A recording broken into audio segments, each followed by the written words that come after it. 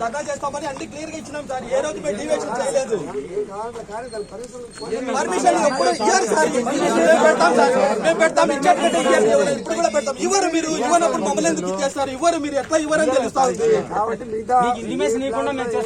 Sir. మమ్మల్ని దయచేసి మీకు ఏదన్నా మేము ఓపెన్ గా చెప్తున్నాం, ఇది మా మేనేజ్మెంట్ కి సంబంధించి మాకు సంబంధించిన విషయం సార్. మీకు లా అండ్ ఆర్డర్ కానీ లేకుంటే మీకు ఏమైనా ప్రజల వల్ల కానీ లేకపోతే వేరే రకంగా మీరు పోతాంటే లోపలికి పోతాంటే పోలేకపోవడం కానీ మీకు ఏమైనా ఇబ్బంది పెడితే మా దగ్గర అంటారు. మీరు దయచేసి మా మేనేజ్మెంట్ మళ్ళీ మీరు కూడా మా మీద వచ్చి పెత్తనం చేయండి దయచేసి.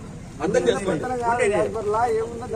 లా ప్రకారం సార్, లా ప్రకారం ఏమైనా డిస్టర్బెన్స్ చేస్తే కనుక మీరు రండి సార్. మేము బాధలు మేము పంచుకుంటున్నాం సార్. అంతే దయచేసి మీరు అర్థం చేసుకోండి సార్. మేము ఈ రోజు సంబంధం లేకుండా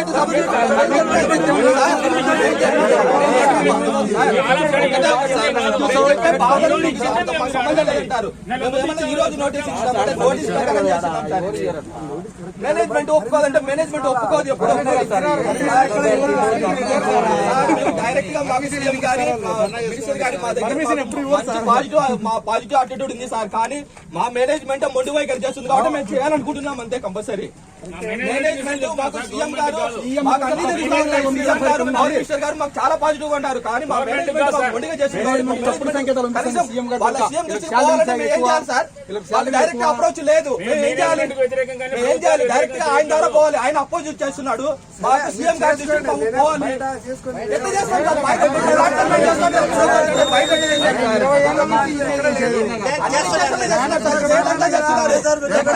చెప్పండి సార్. మేము చెప్పుకుంటాము. ప్రతి స్టేషన్ లో చేస్తున్నారు. ఈ రోజే స్టార్ట్ అయ్యి సాయంత్రానికి మీకు చేయకపోతే కావాలంటే అంతే కదా. సాయంత్రంలో మీకు వేరే స్టేషన్ లో చేయకపోతే సాయంత్రం పీకేద్దాం సార్. పక్కన పెట్టుకుంటాం అంతే కదా.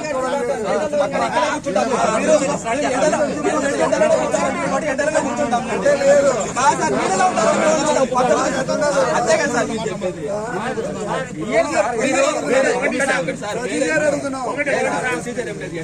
ఇప్పుడు స్టేట్ కాల్ ఇది ఎంపీ గారికి ఇచ్చినప్పుడు ఎంపీ గారు ఎస్పీ గారికి పంపిస్తారు. ఒక విషయం చెప్తానండి. ఎస్పీ గారికి పంపిస్తారు. ఎస్పీ గారు మీకు స్టేషన్స్ కు పంపిస్తారు. పంపిస్తారు సార్. ఎప్పుడు పంపిస్తారు?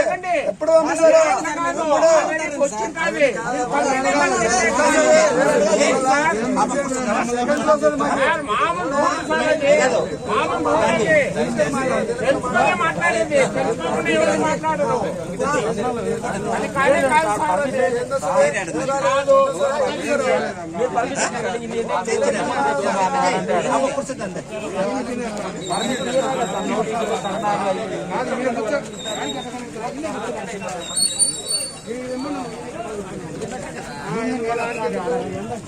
என்ன